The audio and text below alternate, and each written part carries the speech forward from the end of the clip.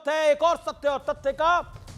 मैं और आप जैसे करोड़ों लोग महीने की पहली तारीख का इंतजार करते हैं। यह इंतजार होता है पगार के लिए, सैलरी के लिए, क्योंकि इसी सैलरी के दम पर आपके बच्चों की शिक्षा टिकी है, आपके माता पिता का जीवन टिका है और करोड़ों घरों की दाल रोटी चलती है। कोई बीमार हो तो उसकी दवाओं का इलाज और इलाज का खर्च निकलता है। लेकिन हिमाचल प्रदेश के इतिहास में पहली बार हुआ है कि आज देश से दो खबरें हैं जी। पहली खबर है कि भारत की अर्थव्यवस्था आगे बढ़ रही है और हमारा ग्रोथ रेट बढ़ा दिया गया है। दूसरी खबर है हिमाचल प्रदेश के 2 लाख सरकारी कर्मचारी और 1.5 लाख पेंशनर्स के खाते में 1 तारीख को पेंशन और सैलरी की 1 पाई तक नहीं गई है और आज 3 सितंबर तक अगस्त महीने की ना तो सैलरी मिली है और ना ही पेंशन।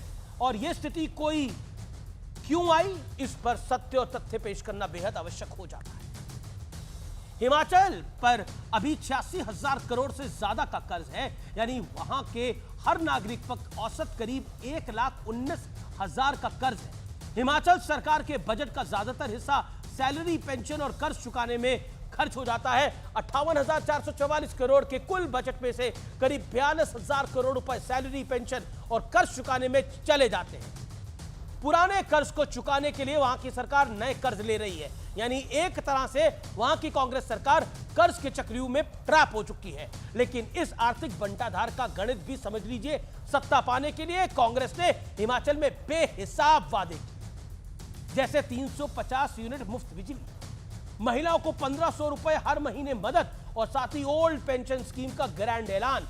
लेकिन अब हाल यह है कि ओल्ड जनरेशन को पेंशन नहीं मिल रही और यंग जनरेशन को अपनी सैलरी नहीं मिल रही है। हालांकि हिमाचल के मुख्यमंत्री सुखविंदर सिंह सुक्खू टाल ठोक रहे हैं कि उनकी सरकार वित्तीय अनुशासन की तरफ आगे बढ़ रही है। कमाल का वित्तीय अनुशासन है।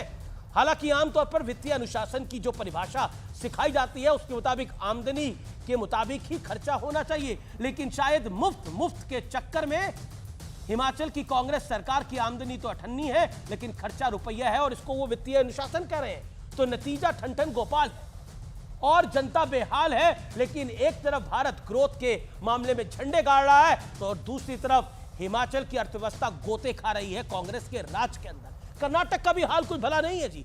कर्नाटक में भी कांग्रेस के शासन का बहुत बुरा हाल है। सोचिए, ये बुजुर्गों को ओल्ड पेंशन देने लगे थे लेकिन उनके बच्चों को सैलरी नहीं दे पा रहे। सोचिए।